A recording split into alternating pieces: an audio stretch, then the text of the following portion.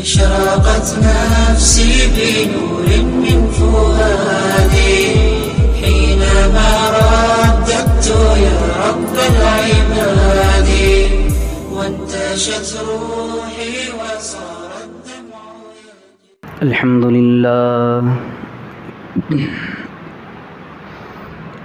لله نحمده ونستعينه ونستغفره ونؤمن به ونتوكل عليه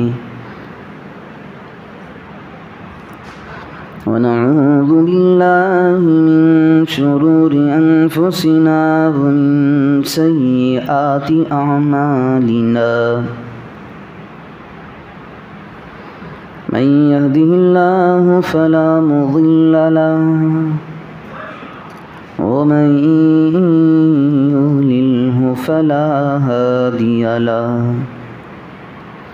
ونشهد أن لا إله إلا الله وحده لا شريك له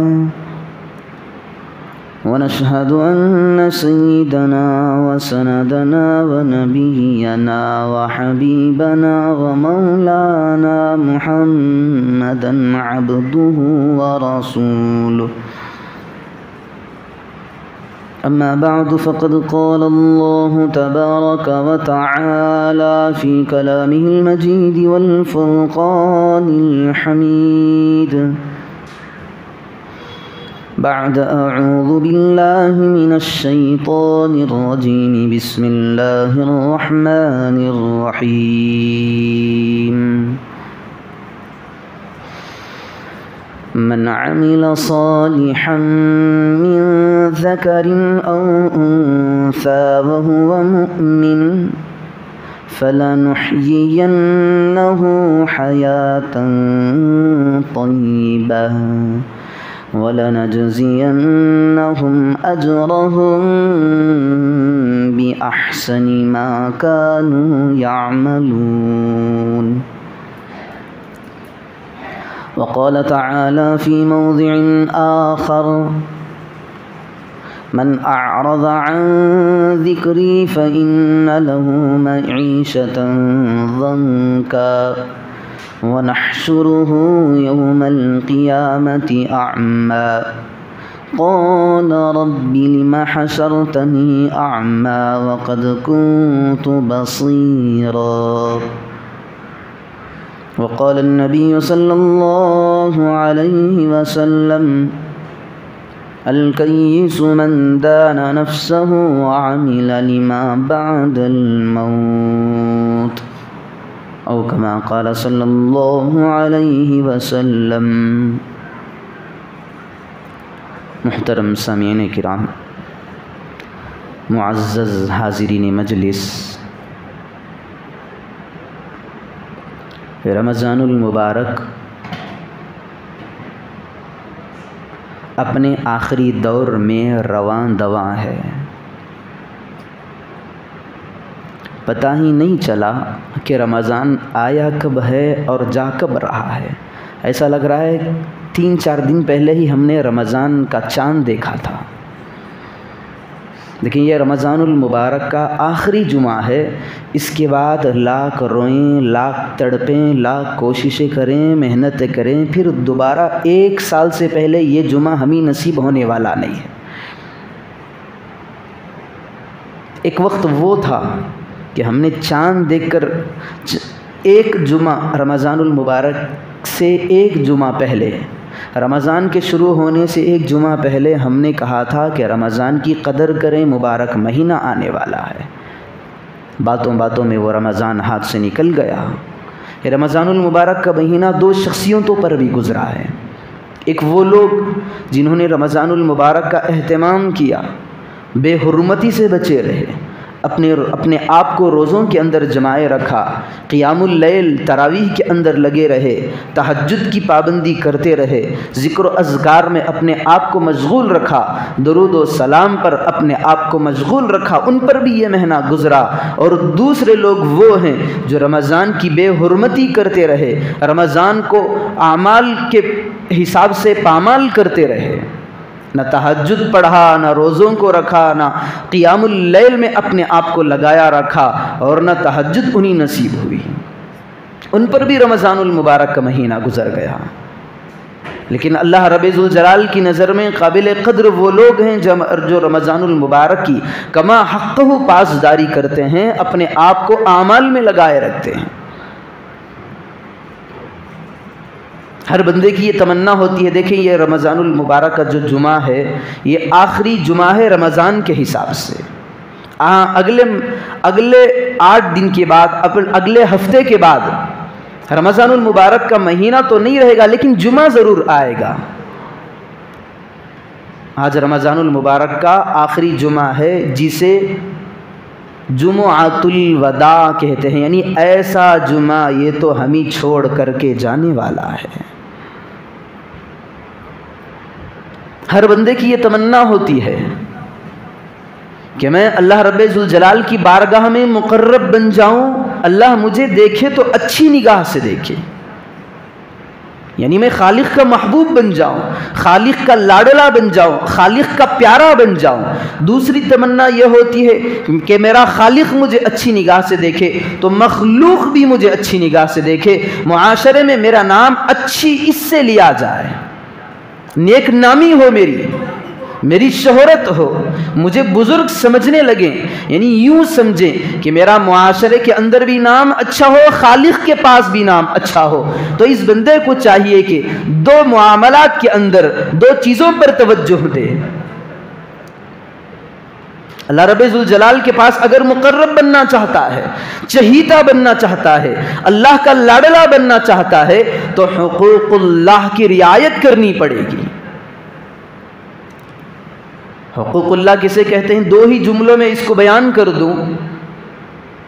حقوق اللہ کسے کہتے ہیں؟ اللہ رب ذوالجلال نے عبادات کے قبیل سے جن چیزوں کو کرنے کا حکم دیا ہے ان کو بجا لانا ہے۔ صوم و صلات کا پابند بننا، دن میں 5 وقت کی رب ذوالجلال نے نمازوں کو فرض کی ہے، اس سے پیچھے نہیں ہٹنا، پابندی سے اس کو ادا کرتے رہنا، یہ حقوق اللہ کے اندر اپنے آپ کو جمائے رکھنا ہے۔ رمضان آیا ہے، روزوں کو رکھنا، اللہ رب ذوالجلال کہہ رہا ہے یا ایھا الذین آمنوا کتب علیکم الصیام، میرے بندو روزہ رکھا کرو۔ اب جو بندہ روزے کو رکھ رہا ہے یہ اللہ کے حق کو ادا کر رہا ہے۔ وآتوا الزکاۃ، اللہ کہہ رہا ہے جو معاشرے میں تجار ہیں، مالدار ہیں، جن کے پاس مال و دولت سڑ رہا ہے، اللہ رب ذوالجلال کہہ رہا ہے اپنے مالوں کی حفاظت اور سیفٹی کے لیے زکوٰۃ نکال۔ جو بندہ زکوٰۃ نکال رہا ہے تو یہ بندہ اللہ کے حق کو ادا کر رہا ہے۔ اللہ کہہ رہا ہے میں نے تیرے پیروں کے اندر مال کی ریل پیل لگا دی ہے، اتنا مال تجھے دیا ہے تو آرام سے اس مال کے بسترے پر سو سکتا ہے، اپنی ضروریات کو پوری کرنے کے ساتھ ساتھ تیرے پاس اتنا مال ہے کہ تو میرے بیت اللہ کی زیارت کر سکتا ہے تو تو کر۔ بندہ حج کو جا رہا ہے تو اللہ کہتا ہے میرے بندے نے میرے حق کو ادا کیا۔ یہ ساری چیزیں حقوق اللہ سے میل کھاتی ہیں، ان کا تعلق حقوق اللہ سے ہے۔ دیکھیں معاشرے کے اندر اگر کوئی بندہ یہ چاہتا ہے کہ میری عزت ہو معاشرے کے اندر، تو اسے حقوق اللہ کی رعایت بھی کرنی پڑے گی، حقوق العباد کی بھی رعایت کرنی پڑے گی۔ 2 چیزیں ہیں، ایک حقوق اللہ کو بھی ادا کرنا پڑے گا اور ایک چیز ہے حقوق العباد، اس کو بھی ادا کرنا پڑے گا۔ جب یہ دونوں کو برابر طور پر ادا کرے گا تو اب لوگ معاشرے کے اندر اس کی عزت کرنا سعادت سمجھیں گے۔ ہاں میں تو حقوق اللہ ادا کر رہا ہوں، نماز پڑھ رہا ہوں، روزے بھی رکھ رہا ہوں، زکوٰۃ بھی نکل رہی ہے میرے، صدقات بھی نکال رہا ہوں، پھر حج بیت اللہ کا بھی ارادہ ہے میرا، کر کے بھی آ رہا ہوں، لیکن میرے معاملات ٹھیک نہیں ہے تو معاشرے کے اندر میری کوئی ویلیو ہی نہیں رہے گی۔ آج بندہ کہتا ہے میں سود نہ لوں تو میرا گھر کیسے چلے گا، رشوت نہ لوں تو میرے بیوی بچوں کا پیٹ کیسا پلے گا۔ میرے بھائیوں یہ جو تجارت ہے یہ تجارت آج سے 1400 سال پہلے دنیا جب سے قائم ہوئی ہے، بلکہ تبھی سے تجارت شروع ہوئی ہے۔ صرف ہم ہی کما کر کے نہیں کھا رہے، صحابہ نے بھی کمائیاں کی ہیں، انہوں نے بھی تجارتیں کی ہے، انہوں نے اپنے پیٹ کو حرام لقموں سے پاک رکھا، حرام روزی سے اپنے آپ کو بچایا۔ یہ ہماری بات نہیں ہے۔ بندہ کہتا ہے حرام روزی میں نہ لوں تو میرے گھر کا مسئلہ کیا ہے؟ اللہ رب ذوالجلال کہتا ہے وَمَا مِن دَابَّةٍ فِي الْأَرْضِ إِلَّا عَلَى اللَّهِ رِزْقُهَا، زمین پر جتنی بھی مخلوق ہے، چونٹیاں ہیں، جاندار ہیں، جانور ہیں، سارے کے ساری مخلوق کا ذمہ میں نے اپنے اوپر لیا ہے۔ چونٹی کو کھلا میں رہا ہوں، جانوروں کو میں کھلا رہا ہوں، روزی کا ٹھیکیدار میں ہوں، تم کیوں خامخواہ اپنے پیٹ کو حرام مالوں سے بھرتے ہو؟ گویا کہ تم جہنم کی حرام آگ کو اپنے پیٹوں کے اندر بھر رہے ہو۔ روزی کا ذمہ ہمارا اللہ رب ذوالجلال نے لیا ہے۔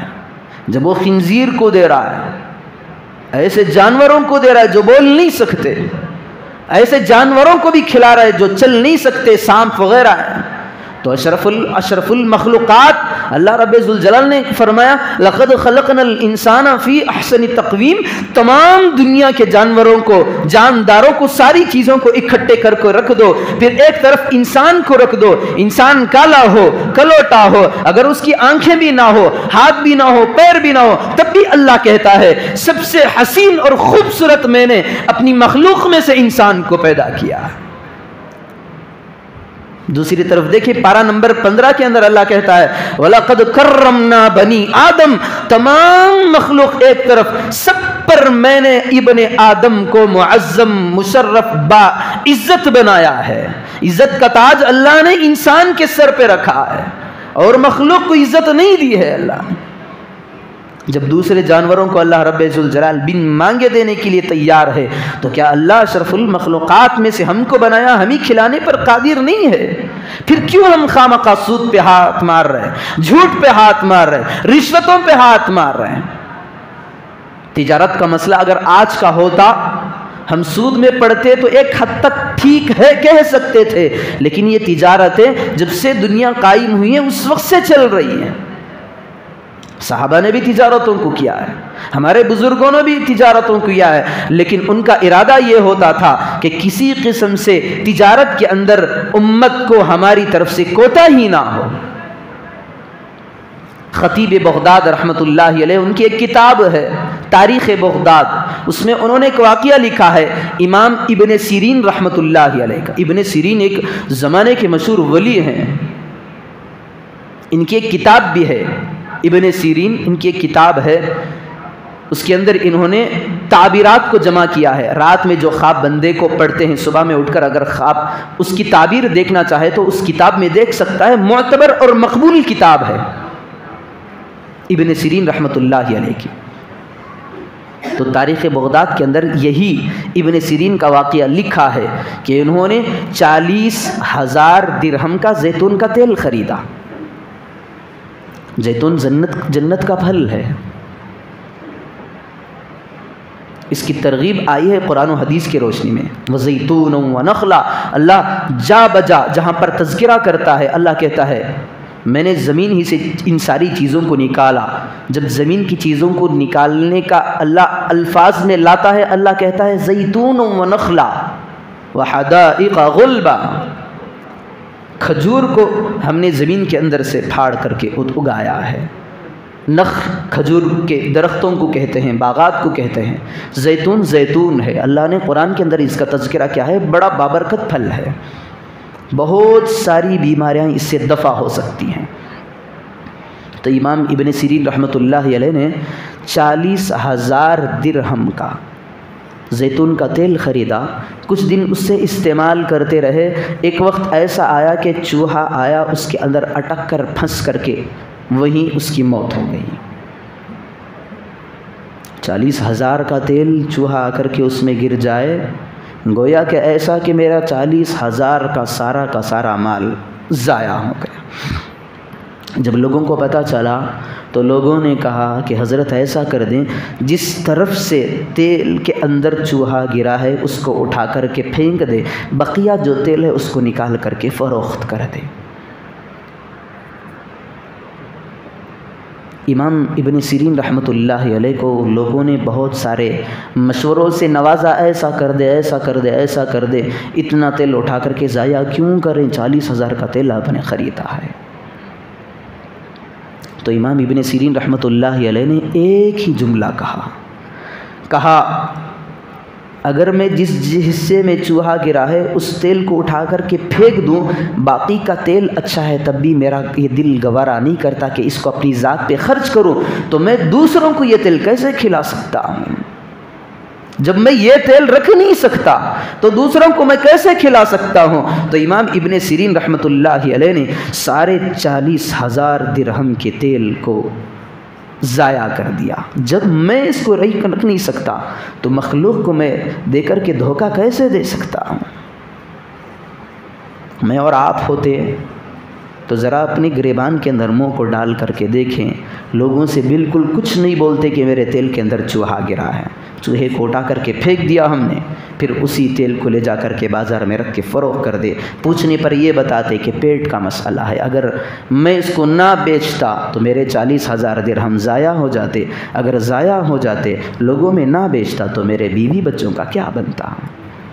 ہماری توجہ اپنے گھر کی طرف ہے، فیملی کی طرف ہے، گھر والوں کی طرف ہے، ہماری توجہ جہنم کے اس آگ کی طرف نہیں ہے۔ اللہ اس میں ڈبو کر کے اٹھائے گا۔ اللہ کہتا ہے ویل للمطففین، ہلاکت، تباہی و بربادی ہے ان لوگوں کے لیے۔ کن لوگوں کے لیے؟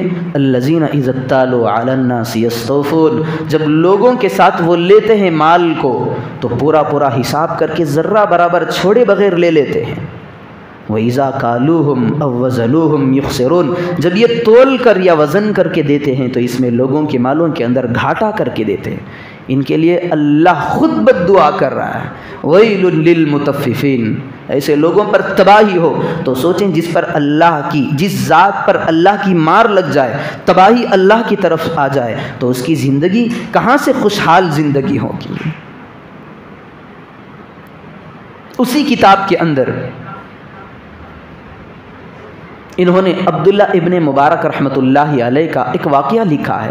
دیکھیں ہمارے بزرگوں کے اندر ان کی نیتیں کیسی تھیں۔ ہماری نیتیں، ہم ڈبوئیں گے دوسروں کو، دوسروں کے سروں پہ پہلے سے ٹوپیاں ہوں پھر بھی ٹوپی پہنائیں گے، جھوٹ بولیں گے، نفع زیادہ لیں گے، انہیں لوٹیں گے۔ لیکن ہمارے اسلاف جو بزرگان دین پچھلے گزرگے، ان کے حالات کو پڑھیں تو تبھی پتہ چلتا ہے کہ ان کی زندگیوں کے اندر لطف تھا تو کس بنیاد پر تھا، ان کی زندگیوں کے اندر خوشحالی تھی تو کس بنیاد پر تھی، ان کی زندگیوں کے اندر آسائش تھی تو کس بنیاد پر تھی۔ علامہ عبداللہ ابن مبارک رحمۃ اللہ علیہ بہت بڑے محدث ہیں، یہ ملک شام کے اندر رہا کرتے تھے، احادیث لکھا کرتے تھے۔ جب احادیث کے لکھنے کی باری آئی تو انہوں نے ایک شخص سے لکڑی کا قلم لیا تھا بطور امانت۔ لکڑی کا قلم، اس زمانے کے اندر ایسے قلم نہیں تھے جس طرح میرے اور آپ کے پاس قلم موجود ہوتا ہے، قلم اٹھایا کیا آپ نکالا لکھتے چلے، ایسا نہیں تھا۔ اس زمانے کے اندر لکڑیاں کی قلمیں ہوتی تھیں جسے سیاہی اور انک میں ڈبو کر کے لکھنا پڑتا۔ عبداللہ ابن مبارک رحمۃ اللہ علیہ نے کسی سے وہ مانگ کر لیا تھا لکڑی کا قلم، اور اس سے احادیث کو لکھتے رہے۔ پھر ایک وقت آیا انہیں مروہ جانا پڑا، ایک مقام مروہ، وہاں جانا پڑا۔ یہ یہاں سے ملک شام سے نکل کر کے وہاں پہنچ گئے، مروہ مقام پر پہنچ گئے۔ جب سامان کھولا تو دیکھا کہ وہاں پر وہ قلم پڑا ہوا ہے۔ فوراً ہی خیال ہوا میں نے اس بندے سے لیا تھا، یہ امانت کی چیز ہے۔ مقام مروہ کہاں ہے، ملک شام کہاں ہے؟ فوراً انہوں نے ٹھان لی کہ جب تک میں اس قلم کو اس کے مالک تک نہیں لوٹاؤں گا، تبھی اس کے بعد اس وقت تک میں پھر واپس اپنے مقام نہیں آؤں گا۔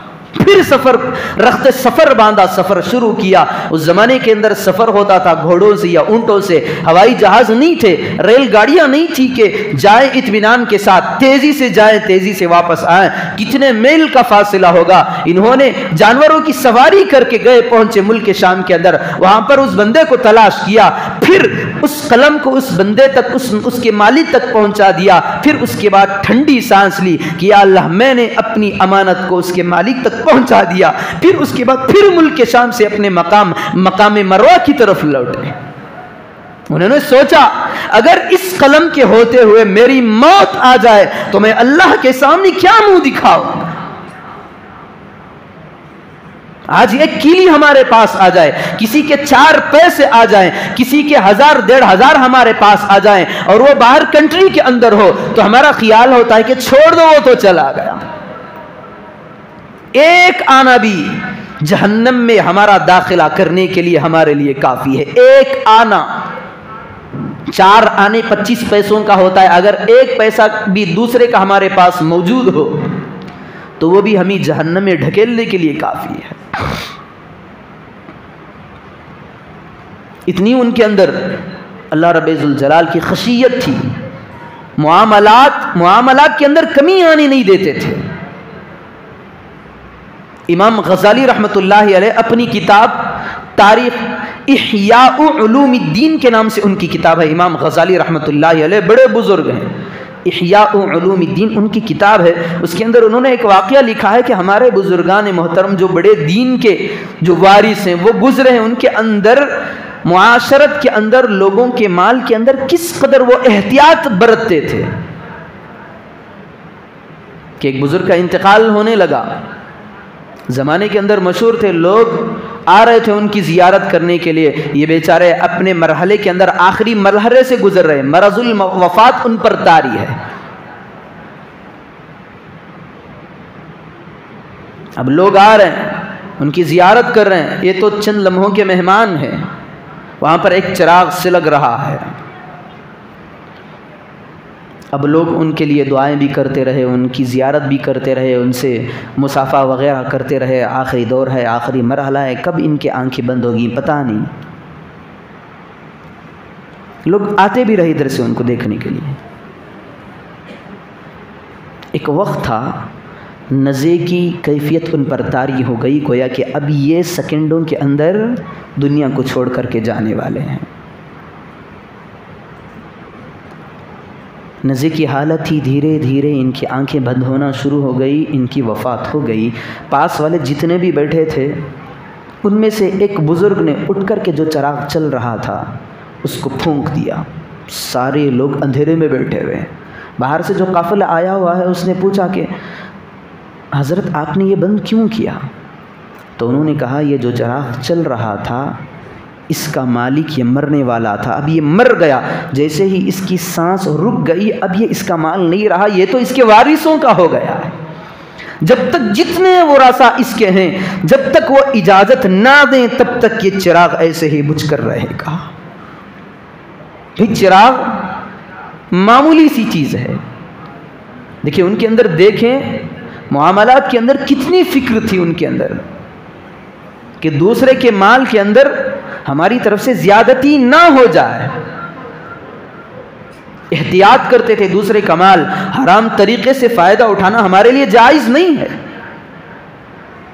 آج ہم سود بھی لے رہے ہیں، رشوت بھی لے رہے ہیں، حرام کاریوں میں ملوث بھی ہیں، پھر ہم خواب یہ دیکھتے ہیں باپ بیٹے کے سامنے سگریٹ پیتا ہے، گٹکے کھاتا ہے، پھر امید یہ لگائے رکھتا ہے کہ میرا بیٹا میری طرح نہ بنے۔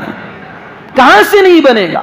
اللہ کی عادت ہے، سنت اللہ التی خد خلت من قبل ولن تجد لسنت اللہ تبدیلا۔ اللہ کے پاس بھی انصاف کا ترازو ہے، جو باپ کرے گا اس کے نقش قدم پر بیٹا چلے گا۔ ہم کہتے ہیں کانٹوں کا بیج ڈالے اس سے گلاب کے پھول نکل آئے، کہاں سے ہو سکتا ہے؟ ہماری باپ کی ساری رات گندی فلموں میں لگ جاتی ہے، باپ تمنا کرتا ہے میرا بیٹا میری طرح نہ بنے۔ باپ سود خور، رشوت خور، حرام کاموں کے اندر مبتلا، پھر خواب دیکھتا ہے کہ میرا بیٹا میرے نقش قدم پر چلے، کہاں سے ہو سکتا ہے؟ غلاظت کے مقام پر ہم بیٹھے ہوئے، گوبر کی جگہ میں ہم بیٹھے ہوئے، امید یہ لگائے بیٹھے ہیں اس کے اندر مشک کی خوشبو ہے، یہ کہاں سے ہو سکتی ہے؟ ارے باپ جیسا کر رہا ہے بیٹا بھی تو ایسا کرے گا۔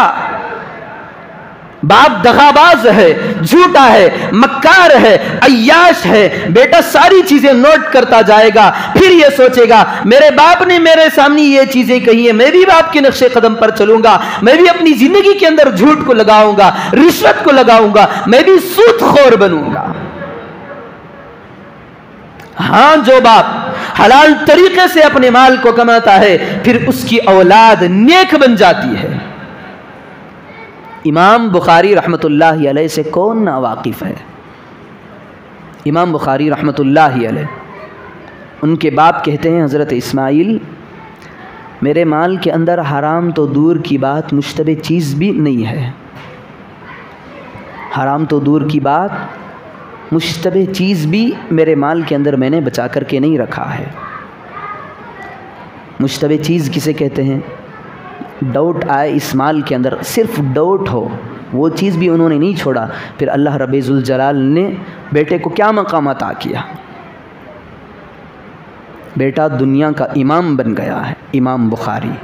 اگر اللہ کی کتاب کی بات کسی کی کتاب ہو، سب سے زیادہ اسے ویلیو ہو تو وہ بخاری شریف ہے۔ یہ ایسے بندے ہیں جن کی نیتوں کے اندر بھی کھوٹ نہیں ہوتا تھا۔ امام بخاری رحمۃ اللہ علیہ کے والد دنیا سے چلے گئے۔ اب کچھ چیزیں امام بخاری رحمۃ اللہ علیہ کے والد جب چلے گئے تو ان کا ایک مال تھا وہ بیٹے کے پاس آ گیا۔ اب تاجروں کو معلوم ہوا کہ امام بخاری کے پاس ترکے میں، یعنی ان کے باپ کی وراثت میں سے کچھ چیزیں ہیں، اب ہم ان کے پاس لینے کے لیے جائیں گے۔ اب تاجر لوگ آئے ان کے پاس مال لینے کے لیے، تو امام بخاری رحمۃ اللہ علیہ نے کہا کہ تمہیں خیار شرط تم لے لو۔ خیار شرط کہتے ہیں 3 دن کا ٹائم لینا، میں بھی 3 دن کے اندر کسی نتیجے پر پہنچ جاؤں گا، آپ بھی 3 دن کا ٹائم لے لو، اس کے بعد ہم معاملہ طے کر لیں گے۔ انہوں نے امام بخاری رحمۃ اللہ علیہ نے ان لوگوں کو 3 دن کی مہلت دی تھی، 3 دن کا ٹائم دیا تھا، 3 دن کے اندر ہم کسی نتیجے پر پہنچ جائیں گے۔ اب یہ چلے گئے، دوسرے دن دوسری ٹیم آئی، دوسری ٹیم آ کر کے کہنے لگی آپ یہ چیزیں ہم ہی دے دیں، ہم دگنی رقم دیں گے، پہلے جو لوگ آئے تھے ان سے ان کا ڈبل ہم دیں گے، دگنا عطا کریں گے۔ تو امام بخاری رحمۃ اللہ علیہ نے صاف منع کر دیا۔ پھر ان لوگوں نے پوچھا کہ آپ کا اس معاملے کے اندر کوئی بات چیت ہوئی تھی؟ تو امام بخاری رحمۃ اللہ علیہ نے کہا نہیں، پھر کیوں مال نہیں دے رہے؟ تو امام بخاری رحمۃ اللہ علیہ نے کہا لا احب ان انقض نیتی، میں یہ بھی پسند نہیں کرتا کہ میں اپنی نیت کو توڑ دوں، میں نے نیت کی تھی کہ پہلے لوگوں کو دوں گا، اب میں انہی کو دینا چاہتا ہوں، آپ چلے جائیں۔ ان کے اندر مال کی ہوس نہیں تھی، پیسوں کی حرص نہیں تھی۔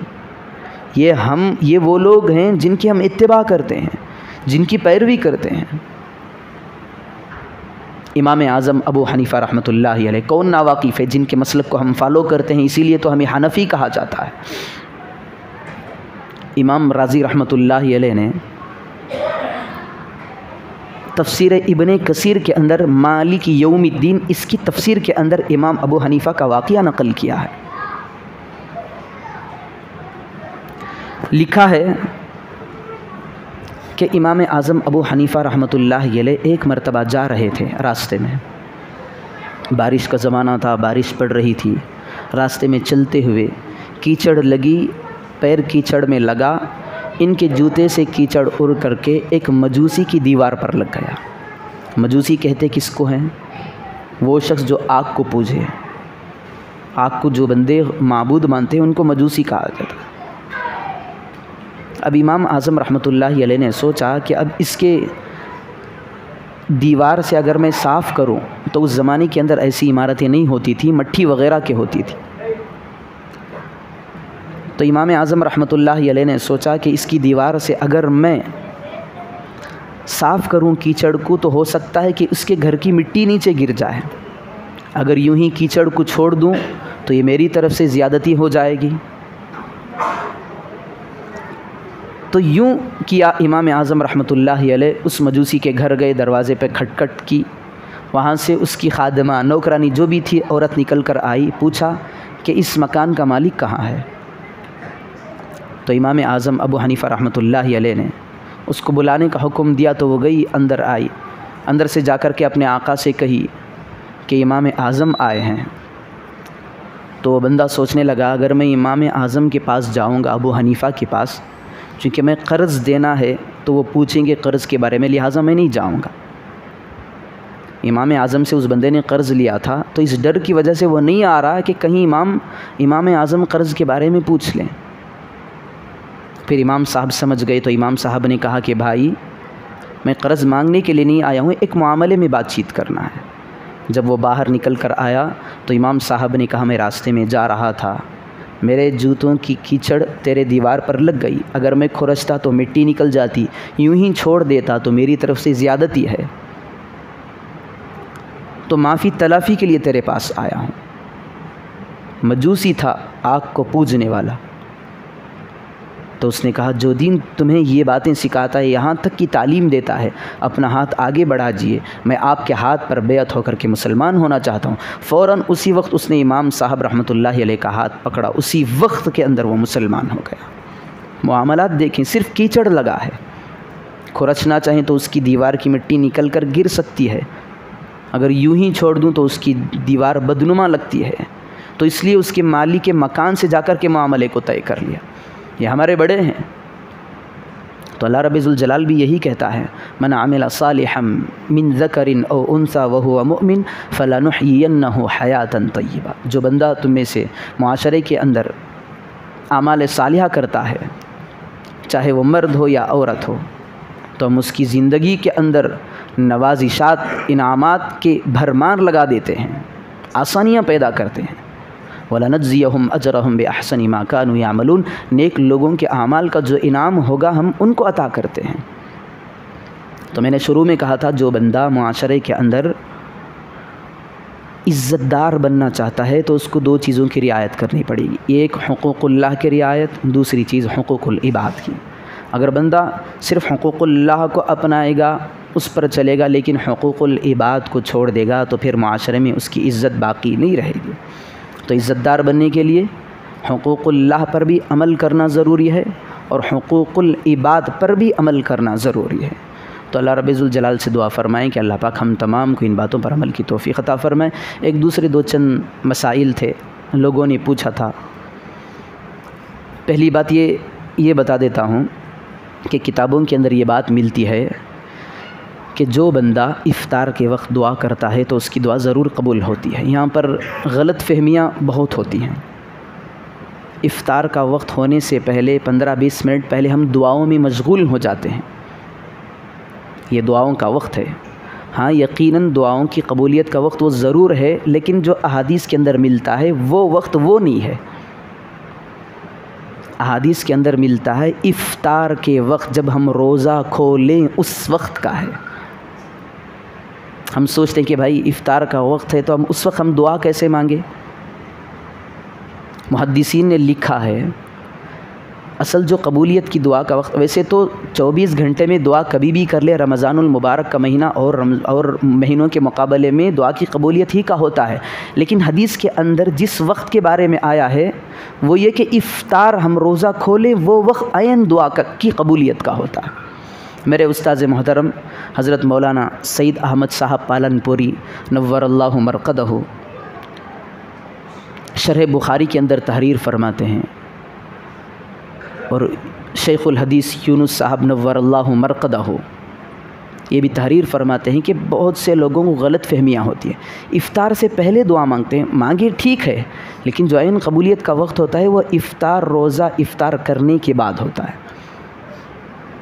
لکھا ہے کہ اس وقت دعا مانگنے کا وقت ہی نہیں ہوتا، فوراً روزہ کھولتے ہیں ادھر اذان ہو جاتی ہے، تو لکھا ہے کہ لمبی چوڑی کی دعا کی ضرورت نہیں، چونکہ قبولیت دعا کا وقت ہے، تو اس وقت روزہ جو ہم کھولتے ہیں اللہم لک صمت وبک آمنت وعلیک توکلت وعلی رزقک افطرت، اس کے ساتھ صرف ایک جملہ بڑھا لیں اللہم اغفر لی، اے اللہ میری مغفرت فرما، وہ عین دعا کی قبولیت کا وقت ہوتا ہے، اللہ اس کی مغفرت کر دیں گے۔ تو ایک بات یاد رکھیں، جو افطار کے وقت دعا کی قبولیت کا وقت ہوتا ہے کتب احادیث میں ملتا ہے، یہ افطار کے عین وقت جب ہم افطار کر لیں گے اس وقت کا ہے۔ ایک مسئلہ ہو گیا۔ دوسرا مسئلہ بعض احباب نے یہ پوچھا ہے کہ کیا ہم چند گھنٹوں کا اعتکاف کر سکتے ہیں؟ دیکھیں احادیث کے اندر سنت اعتکاف کب سے ہے؟ 20 رمضان المبارک کی جیسے ہی غروب آفتاب ہوگا اس وقت سے لے کر عید کا چاند تک جو بندہ اعتکاف میں بیٹھتا ہے یہ سنت ہے۔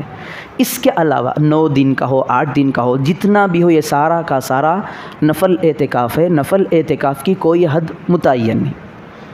آدمی کو ٹائم ملا، رمضان المبارک کا مہینہ ہے، 1 گھنٹہ بھی آ کر کے وہ اعتکاف میں بیٹھ جائے تو اس کا اعتکاف بھی اللہ رب الجلال کے یہاں مقبول ہوگا، لیکن کم از کم 1 دن کا اعتکاف کر لیں تو بہتر ہے۔ فضائل بڑے ہیں۔ اللہ رب الجلال اور اس کے پیارے حبیب صلی اللہ علیہ وسلم فرماتے ہیں من اعتکف یوما ابتغاء وجہ اللہ جعل اللہ بینہ وبین النار 3 خنادق ابعد ما بین الخافقین۔ 1 دن کا اعتکاف جو بندہ کرتا ہے اللہ رب الجلال اس کے اور جہنم کے درمیان 3 خندقوں کا فاصلہ کر دیتا ہے۔ 1 دن کے اعتکاف کے لیے نفل۔ اگر نہیں ہو رہا ہے تو آدھا دن کا استعمال کریں، وہ بھی نہیں ہو رہا ہے کم از کم 3-4 گھنٹے یا 1 گھنٹے کا تو ضرور اعتکاف کر لیں، وہ بھی نہیں ہو رہا ہے چلیں جب ہم مسجد کے لیے آئیں تو یہ نیت کر کے آئیں یا اللہ جب تک میں مسجد میں رہوں گا مجھے اعتکاف کا ثواب عطا کر دینا۔ تو اللہ رب الجلال تو اتنا بڑا رحیم، جب تک یہ مسجد میں بندہ رہے گا واپس نکلنے تک اعتکاف میں بیٹھنے کا اسے ثواب ملتا رہے گا۔ وَنَوَيْتُ سُنَّةَ الاعتکاف، ایک چیز ہو گئی، چند گھنٹوں کا بھی اعتکاف کر سکتے ہیں چونکہ نفل ہے۔ اور 3 مسائل زکوٰۃ کے متعلق ہیں۔ پہلا مسئلہ اور 2 مسئلے ہیں۔ اس مسئلے میں بہت سارے لوگوں نے بہت زیادہ پوچھا ہے کہ ہم کرائے کے مکان میں رہتے ہیں، ہم نے لوگوں کو ایڈوانس دے رکھی ہے، ایڈوانس میں زکوٰۃ نکالیں یا نہ نکالیں؟ دیکھیں مکان ہوتا ہے یا پھر دکان ہوتی ہے، ہم ایڈوانس پہ رہتے ہیں، جو اس کا مالک ہوتا ہے ان کو ہم ایڈوانس دیے پھر ہم کرائے پہ رہ رہے ہیں۔ اور اسی طرح گروی کا مسئلہ ہے۔ پہلے یہ مسئلے کو سمجھ لیں، ہم نے جو رقم مالک دکان والے کو دی ہے مالک کو ایڈوانس کے طور پر، یہ بطور امانت، اول تو امانت ہے، وہ مال تو ہمارا ہے لیکن ہم نے امانت میں دیا ہوا ہے۔ اگر ہمارے پاس استطاعت ہے تو اس کی زکوٰۃ نکال رہے ہیں تو بہتر، اگر نہیں تو بھی کوئی مسئلہ نہیں۔ جب وہ رقم ہم دکان خالی کریں گے یا گھر خالی کریں گے، اب وہ بندہ ہماری امانت کو لوٹ آ رہا ہے تو اب تو دینا لازم ہے۔ اس کو سمجھے، جو کرائے کے طور پر ہم ایڈوانس میں مال رکھتے ہیں زکوٰۃ نکال دے تو ٹھیک، سال گزرنے پر نہیں نکال رہے تو ٹھیک ہے، جب وہ رقم آپ کے پاس واپس آ جائے گی گھر چھوڑنے یا مکان چھوڑنے یا دکان چھوڑنے کے بعد، تو اب نکالنا اس پر ضروری بن جاتا ہے۔ اب دوسری چیز، گروی رکھے ہوئے مال میں، جب تک یہ گروی کا مال ایسا ہے، ہم جس کو گروی دیتے ہیں وہ مال کا مالک نہ گروی لینے والا ہوتا ہے اور نہ گروی رکھنے والا ہوتا ہے۔ شریعت نے اس کو ایسا بنایا ہے، میری چیز میں نے گروی میں رکھا۔ 2 شخص ہوتے ہیں، ایک راہن ایک مرتہن، رہن میں رکھنے والا ایک رہن میں لینے والا، گروی رکھنے والا اور گروی لینے والا۔ شریعت کہتی ہے یہ مال جو ہم نے رکھا ہے دونوں اس کے مالک نہیں ہوتی، دونوں پر زکوٰۃ واجب نہیں، جب تک یہ مال ہمارے پاس واپس نہیں لوٹتی اس وقت تک ہم پر زکوٰۃ واجب نہیں ہے۔ چاہے کرائے کا ایڈوانس ہو اس پر بھی زکوٰۃ واجب نہیں ہے، نکال رہے ہیں تو ٹھیک ہے، ورنہ تو جب وہ ایڈوانس ہمارے پاس آئے گی ہاتھ میں تب اب نکالنا لازم ہے۔ اور اسی طرح گروی کا معاملہ ہے، گروی کی چیزوں کا، جب وہ مال ہماری چیزوں کے پاس آئے گا تب ہم مالکین، چونکہ شریعت کے اندر قاعدہ ہے جس چیز کی ہم زکوٰۃ نکالیں گے ہم اس کے مالک ہونا تو ہے، مالک ہونا ہے، دوسری شرط یہ ہے کہ قبضہ ہمارا ہونا ہے۔ اب دیکھیں یہاں چیزیں کرائے پر جو ہم نے ایڈوانس دیے ہیں مالک تو ہم ہی ہیں لیکن ہم اس کے اوپر ہمارا قبضہ نہیں ہے تو اس پر زکوٰۃ واجب نہیں۔ اب رہن کا مسئلہ، گروی کا مسئلہ، ابھی فی الحال یہ مالک نہیں ہے، ہم رہن کے مسئلے میں نہ وہ مالک بنتا ہے لینے والا نہ ہم مالک رہے، جب وہ واپس لوٹ کر آئے گی تو اب اس کے مالک ہم بن رہے ہیں۔ یہ 2 مسئلے ہیں، گروی رہن رکھی ہوئی چیز پر بھی زکوٰۃ واجب نہیں ہے جب تک کہ قبضہ نہ ہو، اور کرائے ایڈوانس کے پیسوں کے اوپر بھی زکوٰۃ لازم فوری نہیں ہے، جب وہ ہاتھ میں آ جائے گا تو اب ادا کریں گے۔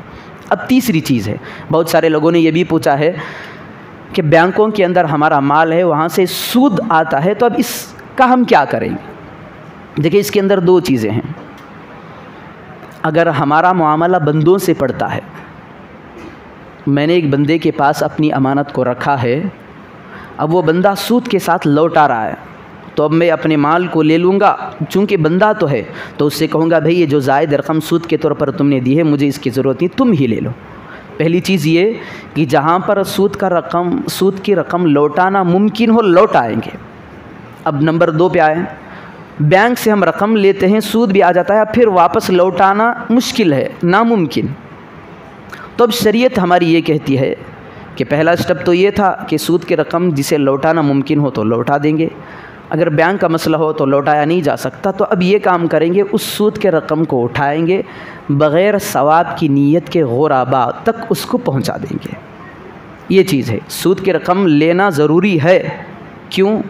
یعنی اگر لوٹانا ممکن ہے تو لوٹائیں گے، اگر بینک، یہاں ایک مسئلہ ہے، سودی رقم جو بینکوں میں ہوتی ہے وہاں لینا ضروری واجب ہے، ہمارے اوپر نکالنا ہے، 2 واجب ہیں، ایک سود کے پیسوں کو نکالنا واجب ہے، دوسرا واجب ہمارے یہ ذمے میں یہ ہے کہ ہم اس کو غریبوں تک پہنچائیں، یہ دوسرا واجب ہے۔